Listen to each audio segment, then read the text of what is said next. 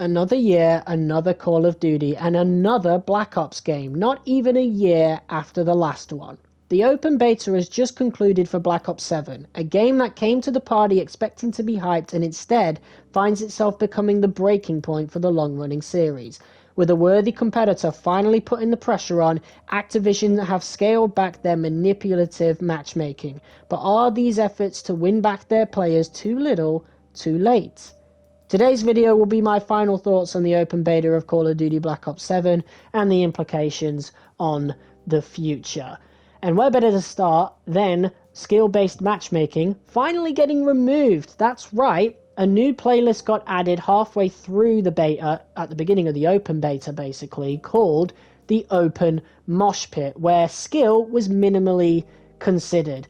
Now, obviously, this doesn't mean it saves Call of Duty. There are numerous issues with this game that were present in previous ones, but it is certainly a huge step. You know, it was probably the biggest issue in this franchise since the Modern Warfare reboot in 2019. And as soon as this mosh pit was added, you pretty much got the results straight away, literally, because you were in a lobby like that. It was insane. And the players that you were matched with, for the most part, were a lot more diverse. You would get some crazy level players that were way better than you, but you would also get players that you were way better than. And that was great, honestly. However, getting into our first little section here after the intro, yeah, skill-based matchmaking was off, but Omnimovement is a bit disappointing for me this year. I liked Black Ops 6, in fact I loved it. In fact, my only issue with Black Ops 6 was the map design, the matchmaking, and the Omnimovement being too quick. I thought the movement was way too fast, and I think it needed to be slowed down. I like the fact that you can sprint in any direction, but I feel like the maps were just made to look so much worse than they were simply because of how fast they are, and honestly, it's kind of the same deal here. I will say this though, the maps are actually way better than they were in Black Ops 6 because they're just bigger in general. However, the pacing has not been slowed down at all, and a lot of the issues that plagued the maps in Black Ops 6, like way too many flanking routes, are still clear in this game, which is a huge shame, absolutely. But this is my tier list for the multiplayer maps that we got. Definitely a lot better and more memorable than the Black Ops 6 ones. I definitely remember hypothesizing that a lot of the Black Ops 6 maps weren't even made by Treyarch. A lot of these maps seem to have a lot more of a consistent design, but we still have, again, a lot of the same issues with the flanking, particularly on maps like Imprint and, funnily enough, ironically, exposure, because you just feel exposed the entire time. And with the movement as quick as it is, sometimes the spawns were just completely out of whack. You would kill somebody, and then you would meet that same person who was just running to you to get their revenge because they had literally spawned more or less round the corner. You know, it got really ridiculous at some points, and I feel like the only way to fix that would have been to slow the movement down. It was clear as day. And yet, they made it faster, you know? Sliding goes further, you can jump more, the wall bouncing, you can propel yourself to, you know, upper parts of the map or forward, whatever. And the running is actually just quicker in general. I went back to Black Ops 6 right after this beta because they dropped Season 6 on that game right after, and I felt the difference. You know, it didn't feel too different, which is another issue in itself, like I said.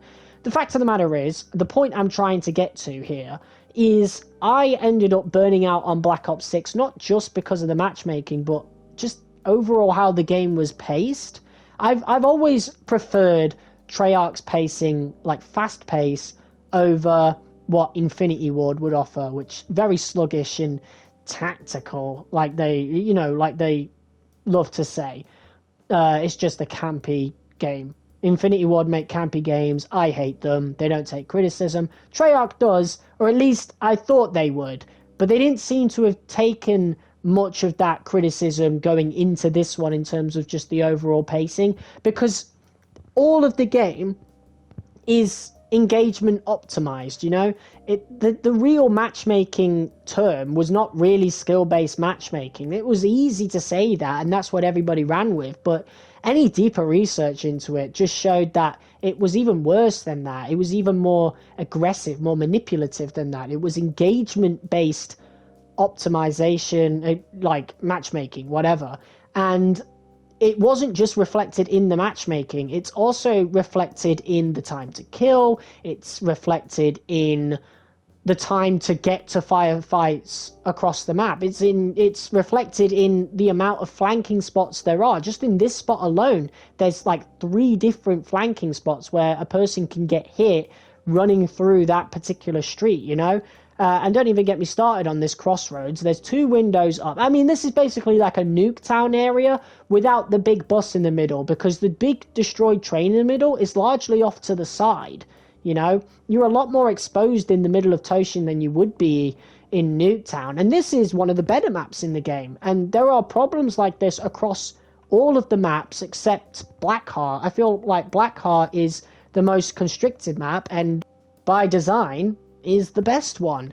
But I know what's going to happen in a few months' time. We're all going to reach the same levels of burnout as we did with Black Ops 6. We're all going to reach the same levels of frustration. I feel like there'll be a bit more longevity down to the matchmaking. Maybe the game won't be as sweaty with the people buying it, you know, compared to the people who just played for free in the beta. We'll have to see. But overall, I feel a bit disappointed by the overall gameplay. Not because it's bad, but because it's just not really that much of a difference from the predecessor, Black Ops 6. So to sum up that last part, map design is better because it's bigger, but it has the same issues because of the flanking routes, and it just isn't much of a difference maker in general because the pacing really should have been slowed down, and they made it even quicker. But again, it just feels like Black Ops 6, but bigger, to be honest, which is good in a way, but also still has the same issues. Moving on to the weaponry now, I was really disappointed to run into the same issues as we ran into in Black Ops 6's beta. You'd think they would have learned from that the SMGs should not be the best guns in the game. This one in particular that you're seeing me use right now is literally the most stable weapon in the game, and it's a submachine gun. It has no recoil. It's one of the default weapons that you can select before you even unlock Creator class. It is genuinely overpowered. It's the Jackal PDW all over again. It's clearly the best weapon in the game. No point using a light machine gun because it's just way too slow on these really quick maps. So anybody who preferred that playstyle, I know I was one of those people when I was really bad at COD. I would love to go with the light machine gun on Black Ops 3 because I could maintain my distance, but just have a lot more bullets than people and be able to shoot from afar. It was just a good choice. But that, even if I wanted to do that playstyle again, I couldn't do that in Black Ops 6, and I won't be able to do it in Black Ops 7 neither. It just isn't viable. It's not the best thing to do. Marksman rifles, the one that we had access to was okay. But again, you're going to be outgunned in most firefights, and even the assault rifles, I had some really bad days with them, but I never, ever had a bad day with an SMG, especially the Dravek. It's just too stable, way too stable, clearly the best weapon in the game, and a bit disappointing that, you know, it's the same issues as last year's beta. However, just like last year, that will probably be fixed by launch, so I'm not going to, you know, be too disappointed. I'm not going to carry that disappointment going into launch and expect the SMGs to still be the best in the game. That was just what I experienced in the beta. This gun was clearly the best by far. I did try to use pretty much everything apart from the light machine guns and the snipers. Never been a sniper, and no point using an LMG because I knew I would have a really, really tough time. Speaking of weaponry, field upgrades were pretty cool. Active camo, the clone thing was really cool. The what was that score streak? The one with the missile that practically just hones on a player, and unless they're on a roof, like under a roof, they are going to get hit by it. I like that for noobs, I suppose. Like if they manage to get it, they can more or less get a free kill. I think the dog score streak is probably the best score streak of all time, in my opinion. That's probably the best one, other than the nuke, obviously. But yeah, that is definitely my favorite. It's the cutest thing ever. It really is. And then in terms of that, create a class going further, I think the overclock thing is really cool. They've gone further with just overall unlocks and what you can do with those equipment. You know, you can, for example, with a field upgrade like active camo, you can make the invisible effects, or well, the active camo's effects in general, you can make that last longer. You can have a stun grenade that stuns a larger vicinity, you know? It's really cool. I'm surprised that it's never been added before, and I really like how we have this like trend where Treyarch is the one to add these new things in. That's always how it's been. They've always been the best developer, and coming up with ideas like this is, you know, it's clear as day that they are still the best developer even now in this tumultuous time.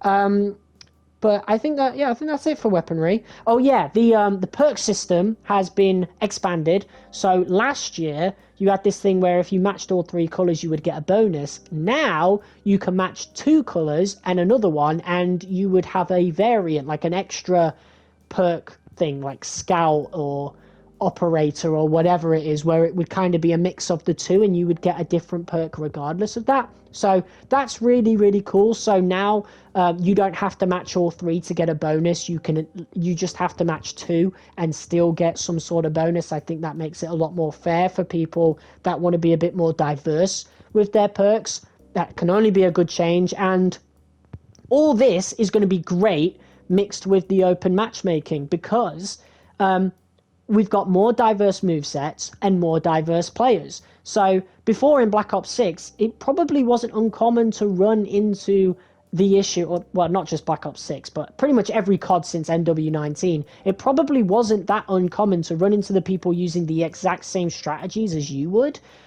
because, you know, that's just how everybody would be performing, really. They'd be performing around the same performance, I suppose, for lack of a better term right now, and end up all in the same lobby. But we won't have that issue this time round, so it's only going to make the game better going forward, just having that kind of matchmaking.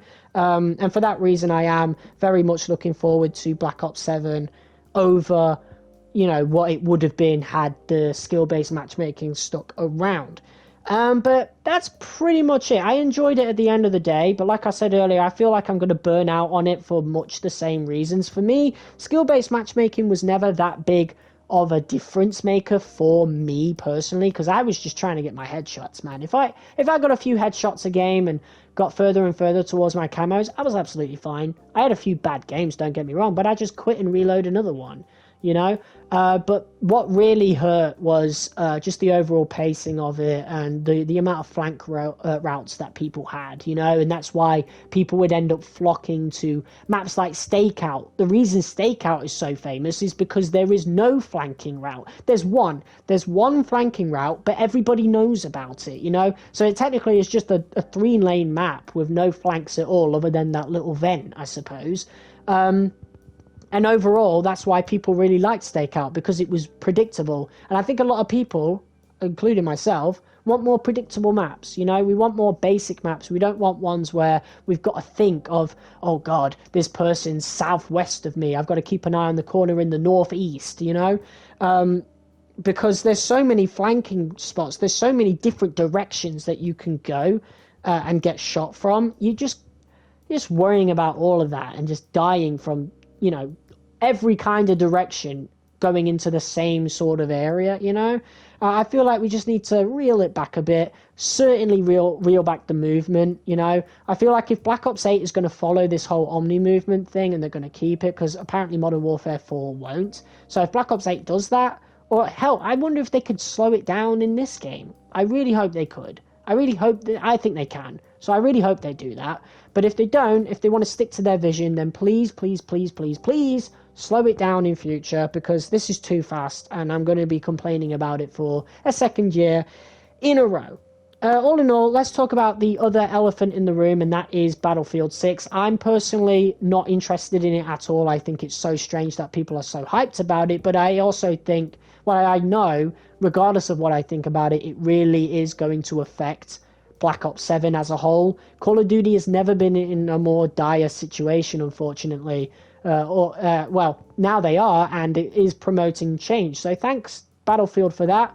But I do beg of you, please, please, please, please don't pre-order any EA games. What is wrong with you? Even Battlefield in itself, you know? Battlefield 4 didn't even work at launch. Battlefield 5 had half a game at launch, and it took half a year to have the other half of the game added. 2042, do we need to talk about the disaster that was that game? You know, since Battlefield 1 came out, Battlefield has been nothing but a disappointment, you know?